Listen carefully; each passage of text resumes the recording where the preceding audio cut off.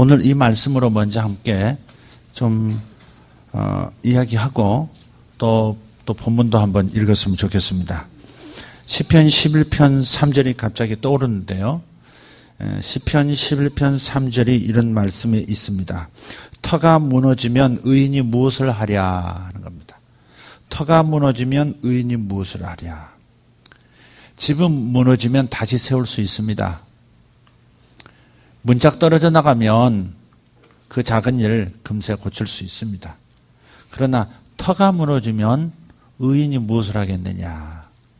오스트리아, 호주인가요? 어디에 갑자기 그 집 바로 앞에 앞마당에 큰 싱크홀이 생겨가지고 땅이 푹 꺼지는 거죠. 어떤 것은 깊게, 어떤 것은 얕게 푹 꺼지는 거예요. 푹 꺼지고 거기에 이제 물이 흥건히 이제 고이는 사건이 이제 뭐 가끔 있습니다만은 이상하게 그 호주에서 일어났던 그 앞마당에서 일어났던 싱크홀 얘기는 전 세계에 뭐 토픽처럼 이렇게 띄워지고 있더라고요. 터가 무너지면 그 터 위에서는 아무것도 할 수 없죠. 미국 플로리다 주가 대체적으로 좀 이곳저곳이 이제 무너지기 시작하는 것 같아요. 밑으로 이제 지하수가 흐르고 있는데 그 지하수를 이제 마구 뽑아서 쓰다 보니까 공동이 생기고 그러다 보니까 이제 가라앉기 시작하는 거죠. 어떤 집이 통째로 빠져 들어가기도 하고 자동차가 달리다가 갑자기 사라지기도 하고. 한국에서도 그런 일이 있고 중국에서 특히 또 그런 일이 많아지고 있고요. 그런데 이렇게 터가 무너져 버리면 그 위에서는 문짝 바꾼다, 뭐 지붕 보수한다, 기둥 다시 세운다 수준이 아니죠. 아무것도 할 수 없는 거죠. 터가 무너지면 의인이 무엇을 하랴. 거의 뭐 50년, 뭐 1세기 가까이 세계 경찰 노릇을 하던 미국이라고 하는 나라를 이렇게 보면 정상적으로 생각하면 앞으로도 한 100년은 저들이 리더 국가로서의 그 힘을 과시할 것 같습니다만은 그러나 하나님의 시각에서 보면 미국이라는 나라가 터가 무너지고 있다 하는 생각을 지울 수가 없습니다. 터가 무너지면 의인이 무엇을 할 수가 없습니다. 예를 들어서 국민 다수의 의견이 그러해서 법을 개정했다 합시다. 예를 들어서 동성애 합법화, 동성애 결혼 합법화, 또 더 나아가서 군 동성애 허용 뭐 이런 것들이 법으로 결정되면 터가 무너져 버리는 겁니다. 이를 동성애를 합법화시키고 동성애 결혼을 또 합법화시키고 또 그것에서 비난하고 반대하는 사람들에 대해서 법적 제재를 가하는 수준까지 가버리면 그러면 교회에서 하나님의 목소리를 내기가 어려워지는 거죠.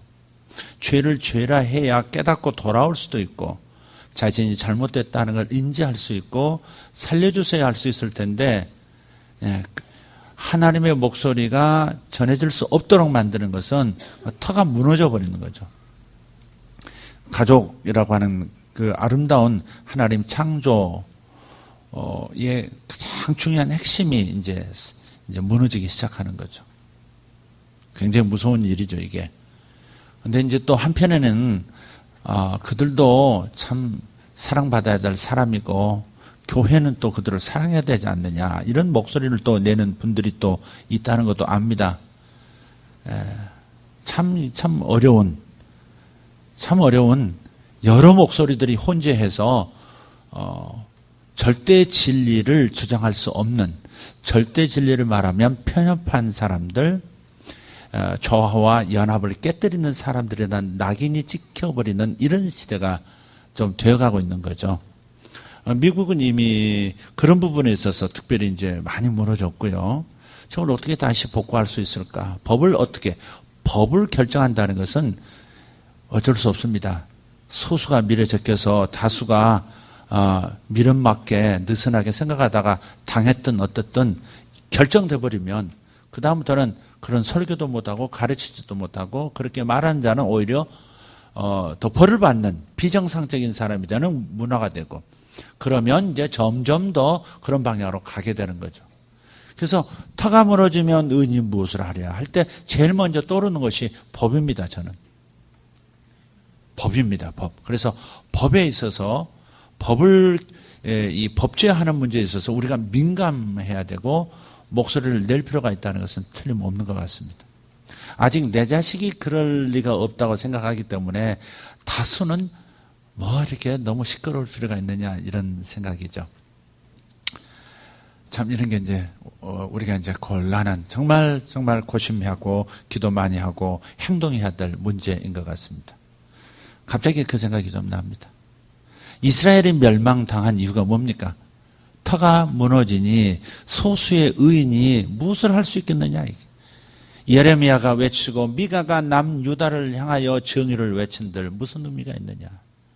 호세아가 자신의 생애를 바쳐서 거의 창녀 수준의 여인과 결혼하고 결혼생활 내내 고통을 겪는 그 과정을 통해서 남편이신 여호와를 버리고 돌아서는 아내인 이스라엘을 향해서 그렇게 메시지를 전하지만 그저 마이웨이 죄악의 길을 달려가는 저들의 모습, 소수 의인의 목소리가, 의인의 활동이 아무 의미가 없어지는 거죠.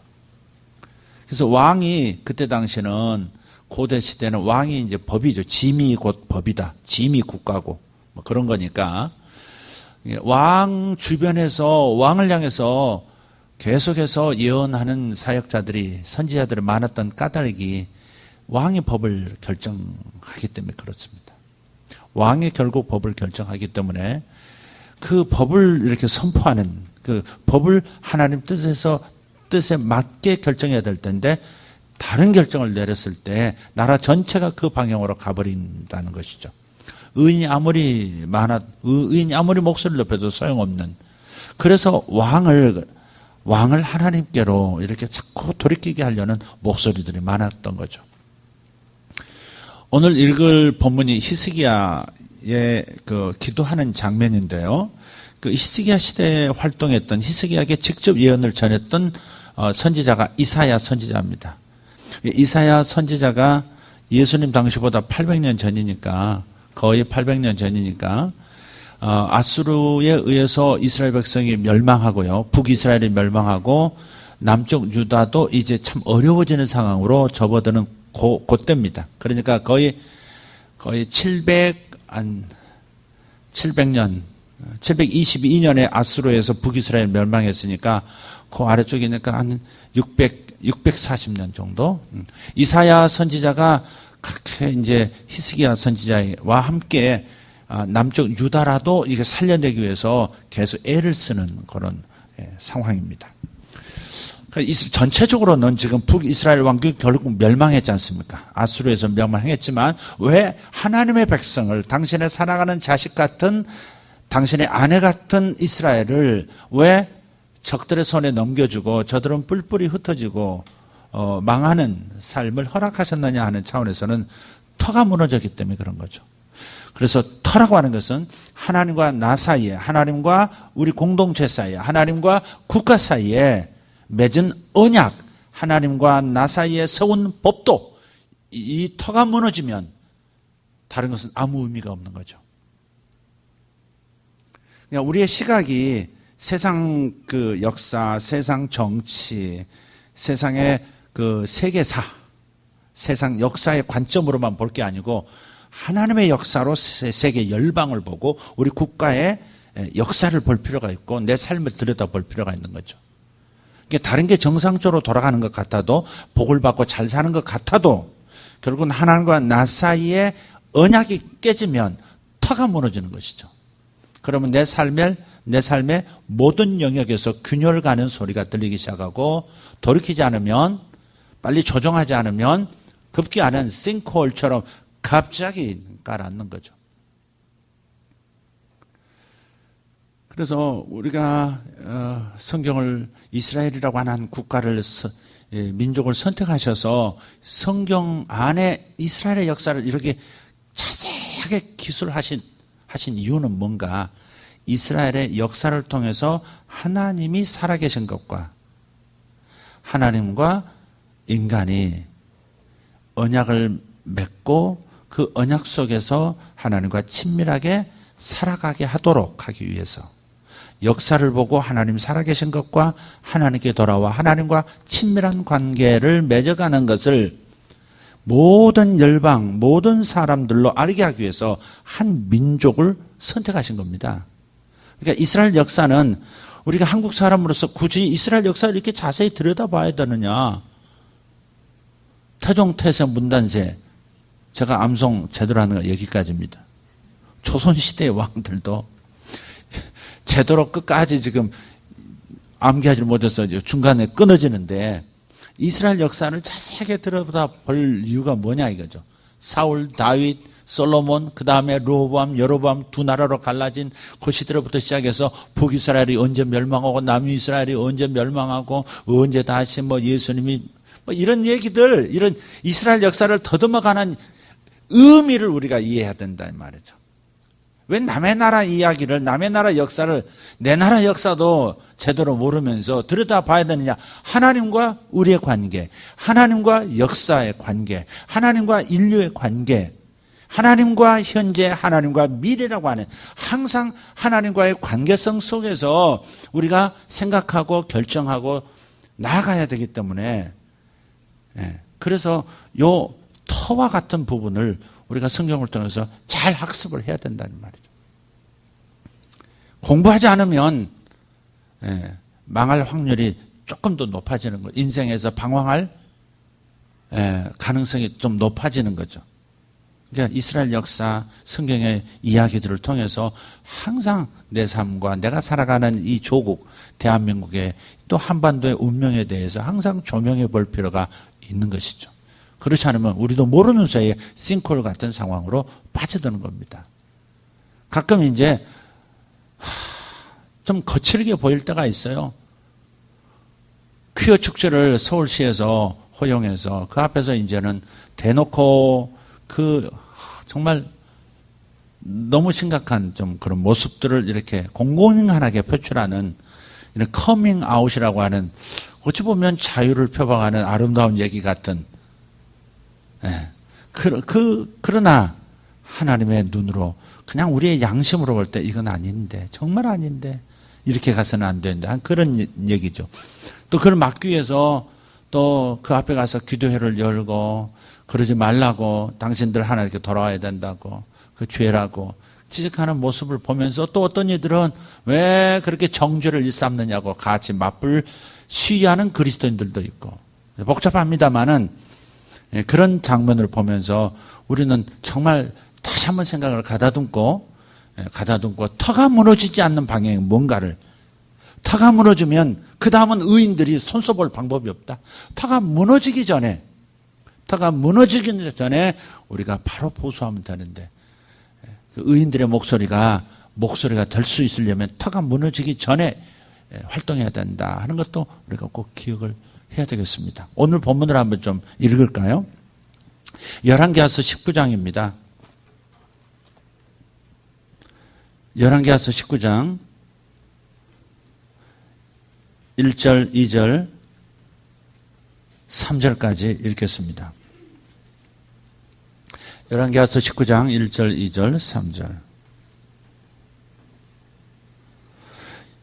같이 읽습니다. 히스기야 왕이 듣고 그 옷을 찢고 굵은 배를 두르고 여호와의 전에 들어가서 왕궁의 책임자인 엘리야김과 서기관 셈나와 제사장 중 장로들에게 굵은 배를 둘려서 아모스의 아들 선지자 이사야에게로 보내매 그들이 이사야에게 이르되 히스기야의 말씀이 오늘은 환난과 징벌과 모욕의 날이라 아이를 낳을 때가 되었으나 해산할 힘이 없도다. 4절까지 읽겠습니다. 랍사게가 그의 주 아수르 왕의 번함을 받고 와서 살아계신 하나님을 비방하였으니 당신의 하나님 여호와께서 혹시 그의 말을 들으셨을지라 당신의 하나님 여호와께서 그 들으신 말 때문에 꾸짖으실 듯하니 당신은 이 남아있는 자들을 위하여 기도하소서 하더이다 하니라. 아멘. 고대 제국 하면요 세계 역사가들이 아수르부터 시작할 때가 많습니다. 그 전에 애굽 제국도 생각해요. 근데 애굽은 제국으로서 뻗어나가기도 전에 힘을 크게 잃어버렸기 때문에 이스라엘이 출애굽한 이후로 제국으로서의 그 동력을 상실해 버렸어요. 애굽 제국 그러진 않습니다. 그러나 역사가들이 최초의 제국 얘기할 때는 아수르 제국, 그 다음에 바벨론 제국, 그리고 헬라 제국, 로마 제국으로 이어지죠. 그런데 아수르 제국은 애굽 제국이나 그 여타 다른 국가들에 비해서, 그리고 그 이후에 그 강대한 막강한 그 제국들에 비해서 독특한 특징이 하나 있습니다. 그것은 잔혹함입니다. 잔혹함. 저들이 이제 아수르 제국, 이 고대 근동에서 제국으로 성장하면서 지금 히스기야를 공격하는 사네립 왕 시대에 와서 역사가들이 증언하는 것은 이것입니다. 어느 정도로 막강한 국방력을 가지고 있었느냐. 그것은 170만 명의 보병. 우리나라가 몇 명이죠? 전군을 다 합해서 60만이 안 되죠, 지금? 되나요? 60만 대군 그러죠? 근데 60만이 좀 안 될 겁니다, 이제. 170만 명의 보병과 20만 명의 기병. 기병 10명이 말을 쭉 타고요. 10명이 말을 타고 전진하면 1000명을 밀어버립니다. 그 정도로 막강하죠, 이게. 기병이 20만 명이라면 굉장히 강력한 겁니다. 그리고 전차가, 2마리 말이 이끄는 전차가 1600대. 그러니까 이 나라를 감당할 나라가 없는 겁니다. 그래서 이 나라 저 나라를 다 복속시키고 그리고 이제 제국화의 길로 이제 가면서 아수르의 목적은 북이스라엘을 정복하고 남유다 왕조를 먹고 그다음 애국까지 점령하는 겁니다.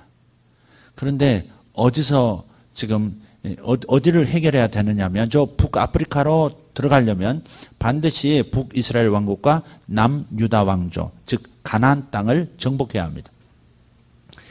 아수르는 결국 유다의 그 요청에 의해서, 왜냐하면 남쪽 유다 위에 북이스라엘이 있고 그 위에 아수르가 있거든요. 근데 그 옆에 아람이라는 나라가 또 있어요. 이 아람하고 북이스라엘이 커져가는 아수르 제국을 굉장히 경계하면서 둘이 연합합니다. 아람 나라와, 예수님 당시 아람어 썼던 거 아시죠? 아람 나라와 북이스라엘 왕조가 연합을 해요. 그러면서 아수르를 대항합니다. 근데 아수르를 대항하려다 보니까 남쪽 유다가 전쟁을 하는 동안에 뒤통수를 칠까 봐 남쪽을 공격해 와요. 북이스라엘이, 형제 나라를. 그러니까 남유다가 급하니까 어디로 SOS를 청해요? 아수르에게 뭔가를 갖다 바치면서 북이스라엘을 처리해달라고. 그래서 북이스라엘이 원래 목적은 가나안 땅을 정복하고 애굽까지 먹는 거였는데 명분을 만들어준 거죠. 전쟁 명분. 명분이 있어야 전쟁이 있은 다음에 전쟁에 들어간 돈을 회수할 수가 있거든요. 아니, 명분이 없으면 안 돼. 근데 남쪽 유다에서 도와달라는 거죠. 그래서 유다의 그 요청을 힘입어서 울고 싶은데 뺨을 쳐준 격이죠. 공격해서 아람을 멸망시키고요. 북이스라엘도 결국 멸망시키죠. 그리고 남쪽 유다까지도 이제 공격하려고 하는데 다행히 남쪽 유다에서는 조공을 바치면서 아수르에게 조공을 바치면 이제는 경계선이 같아져 버렸잖아요. 그러니까 늑대 피하려다가 호랑이 불러들인 꼴이 된 겁니다. 그래서 조공을 바치면서 버텼는데 히스기야 때 와가지고 히스기야가 종교 개혁을 하면서 개혁을 일으켜가지고 하나님께로 이스라엘 백성의 마음을 돌이킨 거예요. 이게 터가 무너지기 직전에 보수를 한 겁니다. 그러니까 하나님의 도우시는 힘이 이스라엘에게 강력하게 임했고, 그런데 히스기야가 이제는 아수르에게서 벗어나야 되겠다. 아수르에게 매년마다 갖다 바치는 게 적지가 않다. 그래서 이제 벗어나고 싶어서 벗어난다 하면서도 그것도 힘이 부족하니까 애굽하고 또 가까워지려고 한 겁니다. 친애굽 정책을 쓴 거예요. 근데 이 친애굽 정책은 하나님이 굉장히 막으셨습니다. 왜? 애굽에서 400년 있다가 나온 백성이거든요. 그래서 끊임없이 그쪽으로 귀속하려는 본능, DNA가 깔려 있는 겁니다. 그 우상숭배, 우상단지가 애굽인데, 그런데 자꾸 애굽에 가까이 하려니까 하나님께서 히스기야에게 그러지 말라 그랬거든요. 오직 하나님만 의지하라. 아수르도 의지할 필요도 없지만 애굽을 의지해서는 더더욱 안 된다. 예언의 메시지를 전했는데도 히스기야는 처음에는 이사야 선지자와 잘 협조하고 그 목소리를 잘 들었다가 이제 나라가 안정이 되어 가니까 아수르를 벗어나고 친애굽 정책 사용할 그 결정을 밀어제낍니다. 그래서 아수르가 또 명분을 얻은 거예요. 네가 나를 벗어나서 애굽으로 붙었다. 그러니 전쟁 일으킬 명분 네가 불러일으킨 거다. 언약을 깼다 이거죠. 그래서 아수르가 지금 산헤립 왕을 리더로 해서 쳐들어옵니다. 그래서 유다의 모든 성읍을 다 차지해버려요. 예루살렘만 덩그러니 남습니다. 와, 히스기야가 이제는 좀 일어설 수 있겠다 싶었는데 애굽이라도 와서 도와줄 줄 알았는데 도와주지 못한 거죠. 결국은 하나님 말씀을 벗어난 것에 대해서 후회하는 거죠. 사실 늦었죠. 그런데 히스기야가 이러한 상황에서도 정신을 차린 겁니다. 이런 상황에서 정신을 차린 거. 아, 하나님밖에 없다는 것을 깨달은 거예요. 그게 오늘 이 히스기야의 기도입니다.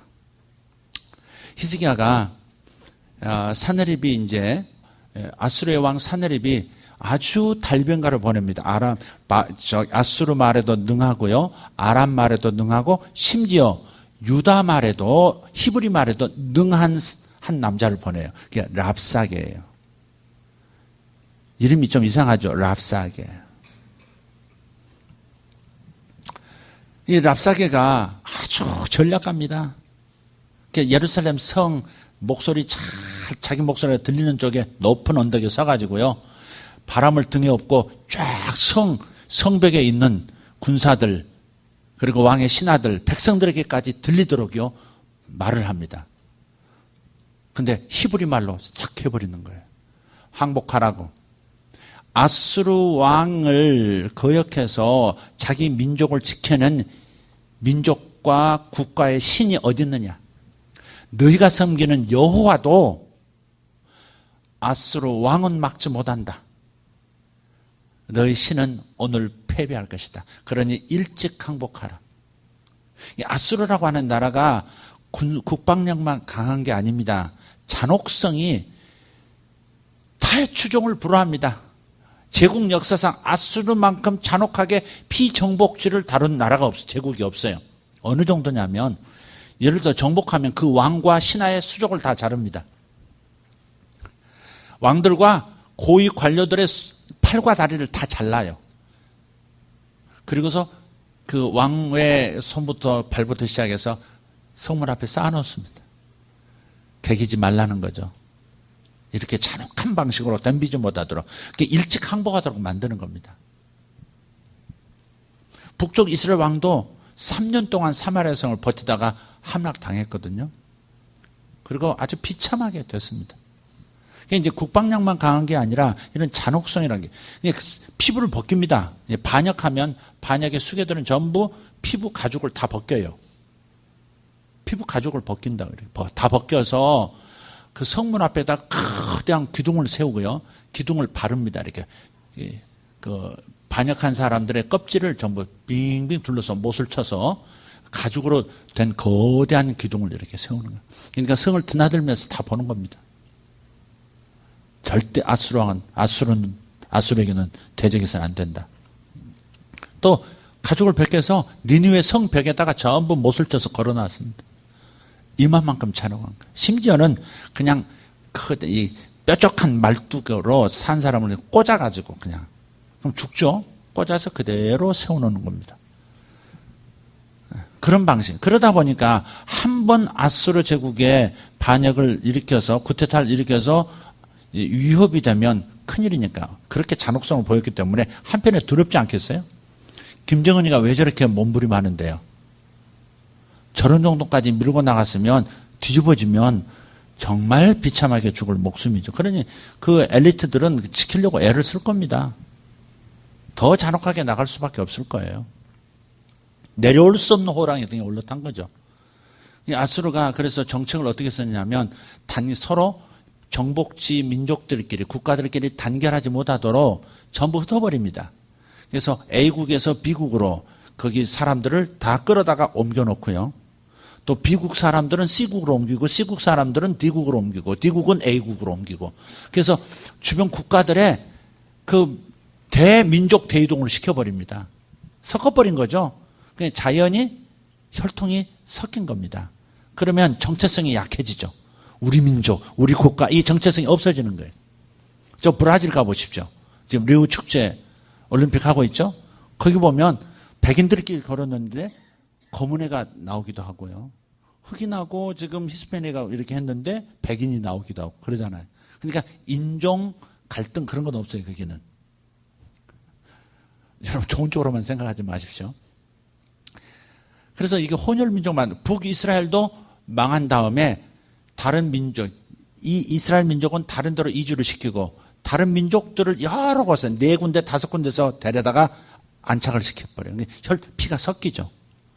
그래서 그때부터 아수르에 멸망한 이스라엘 때부터 북쪽 이스라엘의 북쪽 그 갈릴리를 중심으로 한 이스라엘 북쪽은 사마리아인이라고 하는 호칭을 붙였는데 그건 멸시입니다. 멸시. 저 피가 섞인 우리 아브라함의 후손이 아니라 피가 섞인 혼혈 민족 그런 멸시해요. 그래서 그쪽은 가지도 않아요. 유대인들이 저 다른 나라 가려면 요단강 건너가지고 쭉 올라가가지고 다시 요단 건너서 올라갑니다. 왜? 북쪽을 피해서 가는 겁니다. 왜? 혼혈 민족 상대하지 않겠다는 거죠. 그러면서 혼혈 민족만 되는 게 아니라 종교적인 혼합도 일어나요. 여러 신들을 가져오잖아요. 그러다 보니까 나중에는 어떻게 되냐면 여호와 하나님은 여러 신들 중에 한 분 이렇게 돼버린 거예요. 다신교 사상이 돼버린 거죠. 흔히 남쪽 유다 사람들은 굉장히 북쪽을 멸시한 거죠. 근데 하지만 보세요. AD 722년에 멸망했는데 그 후 150년 뒤에 남쪽 유다도 멸망해. 이유는 뭐예요? 우상숭배, 정의말살 뭐 이런 거죠. 그 때문에 남쪽 유다도 바벨론에서 망하고 잡혀가 버리잖아요.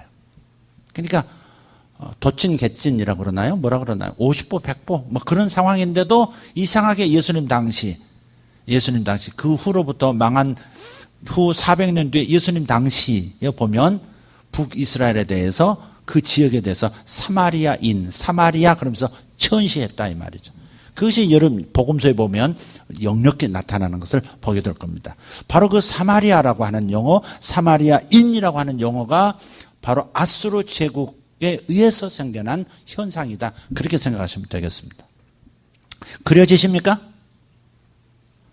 이해가 되셨죠? 안 됐어도 바쁘기 때문에 가야겠습니다. 이 아수르의 군사력, 아수르의 그 잔혹성이 그렇고 정책이 그렇단 말이에요. 그러니까 지금 히스기야가 지금 포위당한 채로 랍사게라고 하는 이 달변가의 말을 들을 때요. 절대 대답하지 말라고 그럽니다. 랍사게가 여호와 하나님을 모독하고 히스기야가 너희들을 보호할 수 있다고 믿느냐? 히스기야를 따르다가 너희들 아주 잔혹하게 죽임을 당할 것이다. 일찍 항복하면 배불리 먹을 것이고 너희들을 보존해 줄 것이고 예루살렘 신앙을 내가 건드리지 않겠다. 랍사게가 계속 얍삽하게 얘기를 합니다. 근데 이제 18장 오늘 읽었던 본문 그 앞에 보시면 뭐 이런 내용이에요. 33절부터 제가 한번 읽을게요. 18장 33절. 민족의 신들 중에 어느 한 신이 그의 땅을 아수르 왕의 손에서 건진 자가 있느냐? 하맛과 아르밧의 신들이 어디 있으며 스발와임과 헤나와와 아와의 신들이 어디 있느냐? 그들이 사마리아를 내 손에서 건졌느냐? 민족의 모든 신들 중에 누가 그의 땅을 내 손에서 건졌기에 여호와가 예루살렘을 내 손에서 건지겠느냐 하셨느니라. 그러나 여기까지는 지금 랍사게가 조롱하는 얘기예요. 36절. 그러나 백성이 잠잠하고 한마디도 그에게 대답하지 아니하니 이는 왕이 명령하여 대답하지 말라 하였습니다. 여러분, 뱀과는 대화하면 안 되는 거예요. 뱀의 말이 틀렸다고 말하는 거 말리는 겁니다. 뱀과는 대화하는 게 아니에요. 사탄과는 대화하는 게 아닙니다. 사탄과는 대화하는 게 아닙니다. 이게 히스기야가 지혜로운 거죠. 말하지 말라는 거죠. 말린다. 대답하면 말린다는 거죠. 뭔가 섞이는 거죠. 말하는 순간에 그 말 듣고 그걸 가지고 또 더 깊이 치고 들어올 걸 뻔히 알기 때문에 일체 대답하지 말라는. 듣는 것이 모욕스럽고 듣는 것이 기분 나쁘고 듣는 것이 마음이 요동을 해도 발설하기 시작하면 이제는 이 산들바람 수준이 태풍급으로 순식간에 변하는 겁니다. 섞으면 안 되는 거예요. 이게 사단의 역사구나 싶으면 입을 딱 다물어야 합니다. 아, 이게 사단의 역사구나. 내 감정이 이렇게 요동치는 걸 보면 이렇게 요동칠 이유가 없는데 요동이 치는 걸 보면 아, 사단의 역사구나. 빨리 눈치채고 절대 답을 하면 안 됩니다. 말로도 발설할 필요도 없고 생각으로도 답할 필요가 없어요. 싹 스쳐 지나가게 해야 합니다. 그러니까 하와가 대화를 아예 말을 걸어왔을 때 그렇지 않다라고 이렇게 대답을 옳은 얘기 할 필요가 없다 이 말. 정말 이 선악과 따먹으면 죽는다고 하더냐?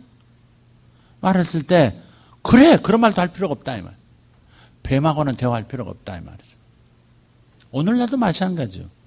우리가 왜 시험에 드는데요? 왜 시험에 깊숙이 들어가는데요? 대화하기 때문에 그렇습니다.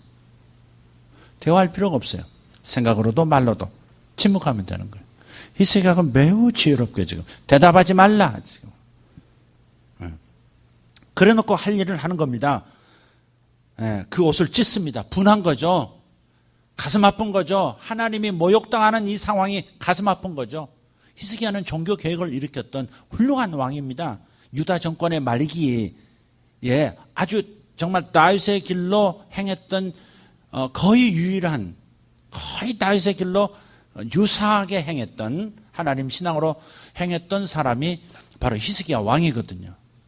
그러니까 벌써 이 선한 지혜가 있는 거죠. 대답할 필요가 없다 이렇게. 자, 그래서 가서 옷을 찢고요. 굵은 배를 두르고 이제 참담한 상황에서는 비상시에는 이렇게 하나님 앞에 나갈 때는 이렇게 굵은 배를 입고 편안하게 하지 않습니다. 굵은 배를 입고 재를 뒤집어 쓰는 거죠. 여호와의 전으로 들어갑니다. 그러니까 히스기야가 이사야를 통해서 하신 하나님의 말씀을 어겼던 것을 이제 후회하는 거죠. 애굽을 의지해서는 안 되는데 애굽을 의지했다가 그냥 아무 도움도 받지 못한 채 오히려 나라를 다 잃어버린 거잖아요. 애굽 믿고 한번 아수르하고 맞짱 떠보겠다고 그랬던 건데 일이 틀어져 버린 거예요 지금. 여러분들 줄 잘 서야 되는 때가 있잖아요. 회사에서 묘하게 이 줄이 있더라고요. 보니까 내가 상무줄을 잘 서야 되나 전무님 줄을 잘 서야 되나 줄 잘 서야 될 때가 있는 거 같아요. 말을 가만히 들어보면 아직도 줄이라는 게 있나 봐요. 근데 지금 히스기야가 잘못했구나. 아하. 이제 깨닫고 이제는 하나님을 선택하기로. 사실 하나님밖에 없죠 이제. 이렇게 무너지기 전에 했으면 좋았을 텐데 무너진 다음에 그래도 악한 사람은요. 하나님이 어디 계시길래 하나님이 나를 돌아보시지 않고 이렇게 나옵니다. 악한 사람들은. 제자들은 악한 사람이 아니었지만 제자들도 너무 삶이 어렵다 보니까 풍랑이 일고 업으로서 잔뼈가 굵은 사람인데도 죽을 만큼 풍랑이 일어나니까는 확 버럭하잖아요. 버럭. 주여 우리가 죽게 된 것을 돌보지 아니하시나이까. 그래서 그러잖아요. 편히 주무시고 계시는 예수님한테 주여 우리가 죽게 된 것을 돌보지. 뭐야 이거 우리에게 관심 없는 거야 뭐 이런 거잖아요. 우리가 그럴 때 있어요 없어요? 어려운 일이 처하면 나중에는 뭐 나한테 관심 있으신가요? 없는 거야. 그렇게 시작하다가 화가 나면서 실망하면서 그러면서 어떻게 가요? 내가 언제 여기서 벗어나나? 왜 이런 일이 벌어졌나? 복잡해지기 시작합니다. 그러니까 사실은 바깥에 일어나는 바람은 버퍼드 그 아마 그 영어로 버퍼드 윈드 스케일이라고 하는 걸 겁니다. 이 바람의 이 세기에 따른 등급이 있습니다. 처음에는 고요 단계입니다. 고요 단계. 아무런 한 점 바람 없는 고요 단계. 그래서 12등급까지 있는데 12등급이 이제 거의 막 도시를 쓸어버리는 허리케인 수준이 있잖아요. 그게 이제 12등급입니다. 근데 바깥의 풍랑은 한 4등급, 4등급 건들바람 수준인데 마음에서는 거의 허리케인은 아니더라도 이제는 몸이 휘청거리고 앞이 안 보일 수준의 그런 수준의 바람이 일어납니다. 여러분 그걸 잘 보셔야 돼요. 바깥에 일어나는 문제의 크기는 4등급 정도 되는데 마음에서는 8등급으로 벌써 오는 거예요. 그럼 어떡하지? 어떻게 벗어나지? 하나님 어디 계신 거야? 하나님 관심 있는 거야? 없는 거야? 뭐 이런 것부터 시작해서 그렇게 되면 이제 하나님의 음성이 들리지 않습니다. 하나님 뜻도 들리지 않습니다. 고요한 상태에서 하나님의 음성이 들립니다. 마음이 고요한 상태에서 하나님의 음성이 들립니다. 그러니까 대답하지 말고 고요한 상태를 만들고 거기에서 어떻게 처신하라고 하는 하나님의 음성을 들으려고 해야 합니다.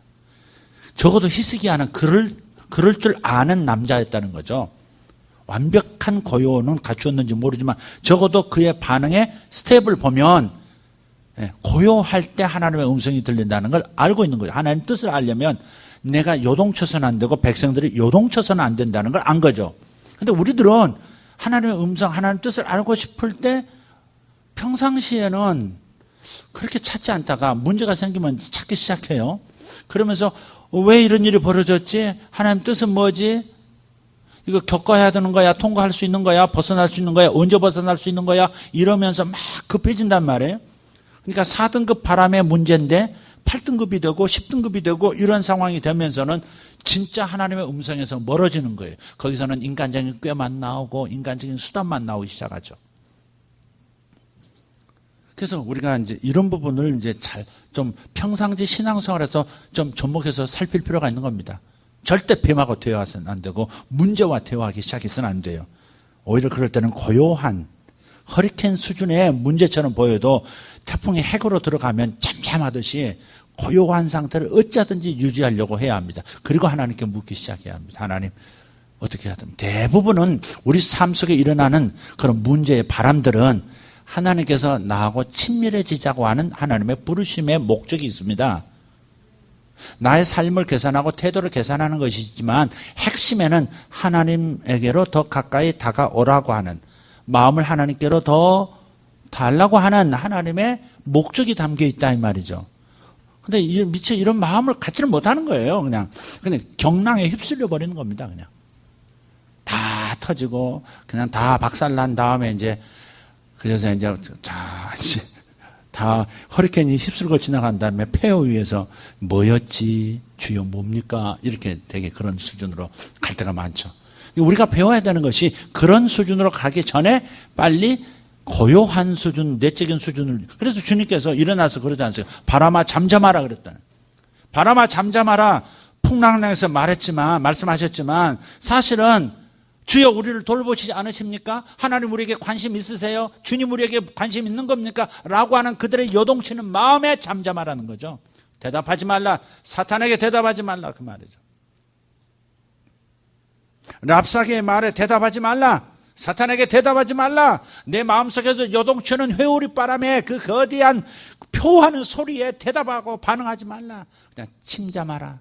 잠잠하라. 시편 46편 하나님의 능력을 경험하려면 너희는 잠잠히 있어 내가 하나님 됨을 알지어다. 하나님 됨을 알려면 잠잠해져야 합니다. 잠잠해져야 합니다. 아멘?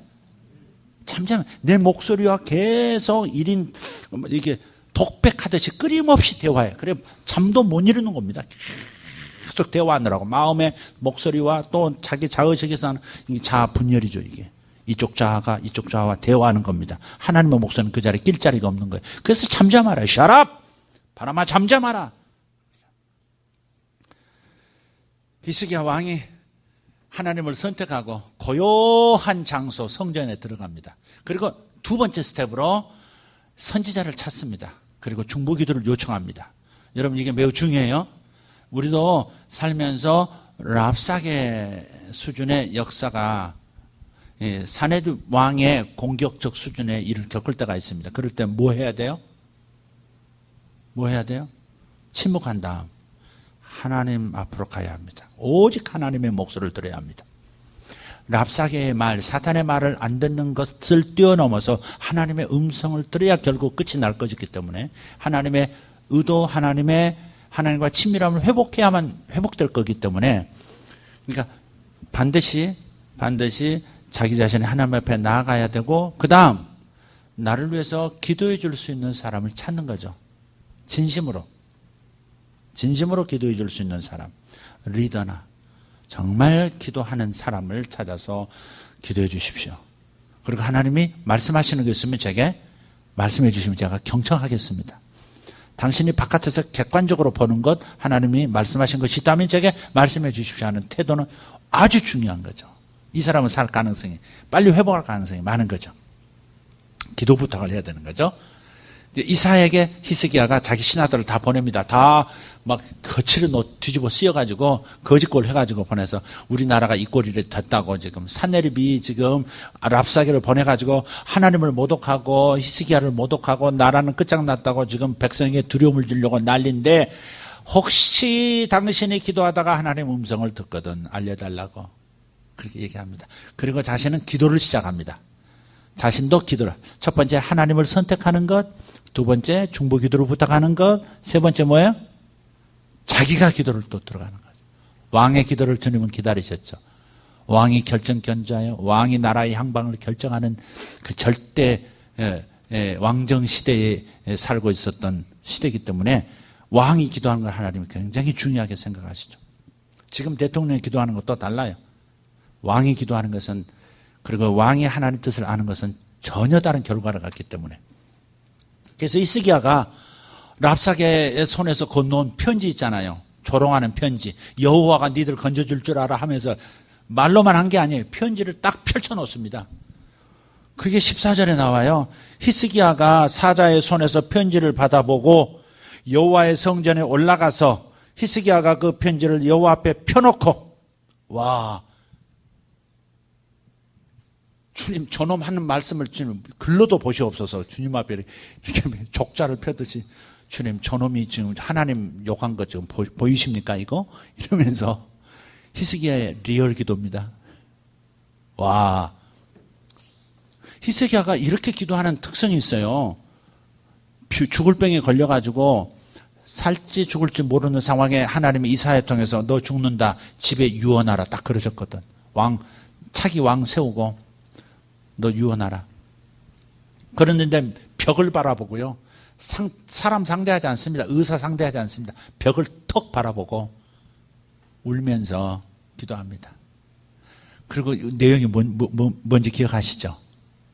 주여, 내가 주님 앞에서 어떻게 행했는지 그것을 기억하여 주옵소서. 그러니까 절체절명의 순간에는 하나님과 내가 맺었던, 하나님 앞에서 내가 행했던 그것이 떠오르게 되어 있습니다. 그거 딱 붙드는 거죠. 지금 우리가 떠올려야 되는 건 뭐죠? 내가 하나님 앞에서 얼마나 잘했던 거, 얼마나 주님을 사랑했던 거, 얼마나 충성을 바쳤던 거, 얼마나 교회에 헌신했던 거, 이걸 떠올리는 게 사실 아닙니다. 우리가 떠올리는 건 뭐죠? 오직 예수 그리스도의 나를 대신한 희생, 그걸 떠올리는 거죠. 예수께서 나를 위하여 십자가에서 죽으신 것을 기억하여 주옵소서. 예수께서 나를 위하여 십자가에서 죽으시고 아버지의 모든 복을 내게 주시려고 하셨던 것을 기억하여 주옵소서. 이렇게 나가는 거죠. 내 행실이 아니라, 하나님은 그걸 기억하시겠지만 가장 중요한 것은 하나님 앞에 가장 설득력 있는 목소리는 그리스도의 피입니다. 저주는 다 끌어안고 죽어주신 그 피. 그래서 저주는 가져가시고 축복만 내게 흘러도록 만드셨던 십자가의 그 은혜를 아버지 앞에 상기시켜 드리는 거죠. 히스기야는 구약시대의 사람이기 때문에 자신이 하나님 앞에 어떻게 행했는지를 기억하다라고 그렇게 기도했던 거죠. 하나님이 즉시 들으시고요. 즉시 성문을 왕궁문을 딱 나가려고 하는 이사야의 귀에 덕 말씀하시죠. 돌아가라. 히스기야에게 돌아가라. 내가 그의 목소리를 들었다. 15년 수명 연장이다. 아들도 없었던 때거든요. 15년 연장이다. 그리고 그 15년 연장하는 기간 동안에 므낫세라고 하는 아들을 낳고 그가 왕이 돼요. 근데 자기 아버지 뒤를 따라야 되는데 여로보암의 길로 행한 가장 흉악한 자식이 되고 말았죠. 그러니까 오래 사는 것이 더 좋은 것도 아닌가 봐. 오래 안 살았으면 딴 왕이 됐고 그렇게 이스라엘이 남쪽 유다가 빨리 안 망했을지도 몰라요. 므낫세 때문에 하나님이 직접 손보기 시작하십니다. 심판이 들어가 버려요. 이제 참 이상한 일이죠. 왜 그런 아버지에 그런 아들이 있을까? 자, 좀 옆으로 흘렀습니다. 히스기야가 그렇게 사내립이 한 말을 들으셨나이까? 근데 하나님께서 또 이사야에게 말씀하셨어요.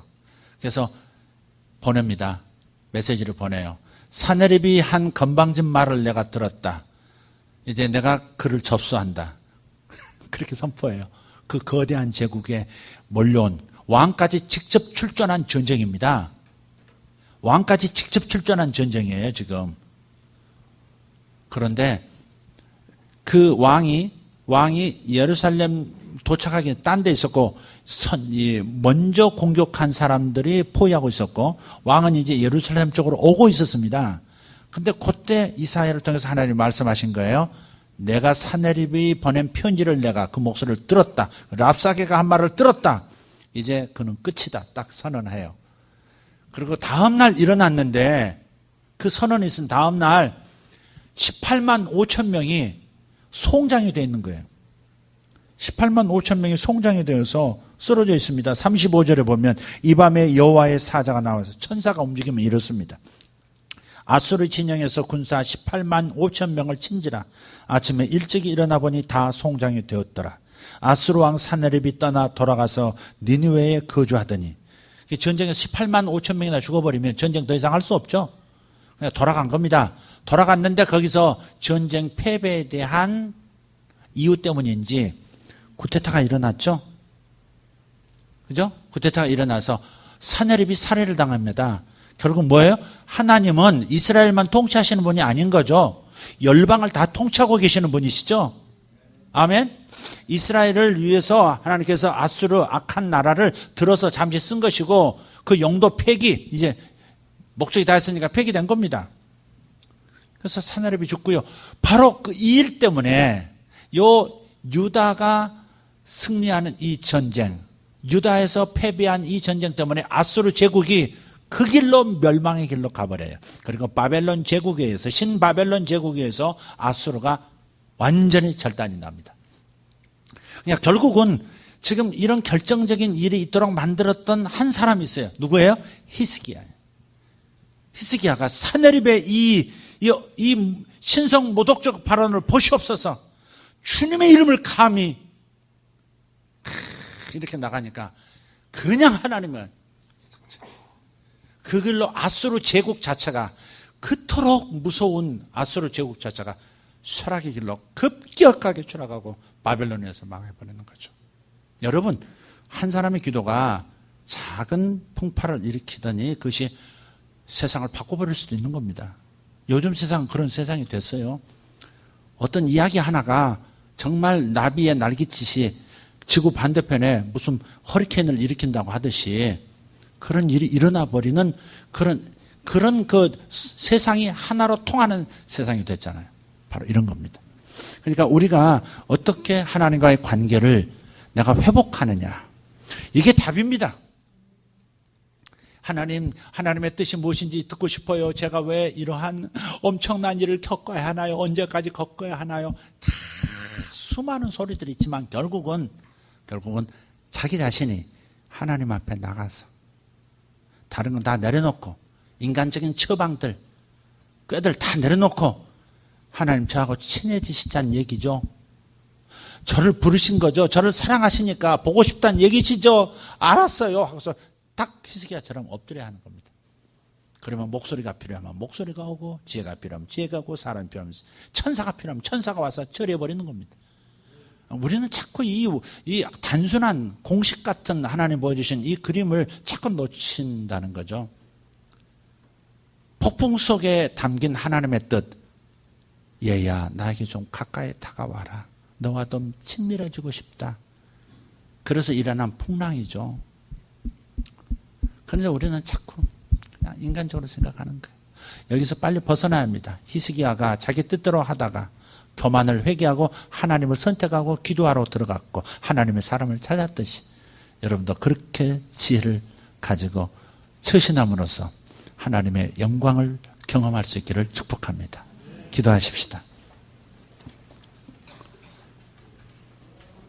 정말 놀라운 일입니다. 한 사람의 정직한 솔직한 기도가 하나님의 마음을 움직이는 기도가 돼요. 하나님의 능력이 풀려져 나와 자기 국가의 운명을 바꿨을 뿐 아니라 한 제국의 몰락을 가져오고 고대운동의 질서 재편을 가져왔던 것처럼 하나님, 내 삶의 방향, 내 마음의 태도가 하나님을 향하기만 하면 모든 것이 자리 잡히는 것을 믿습니다. 하나님, 주님께서 하시는 이 말씀을 저들이 잘 들었기를 원합니다.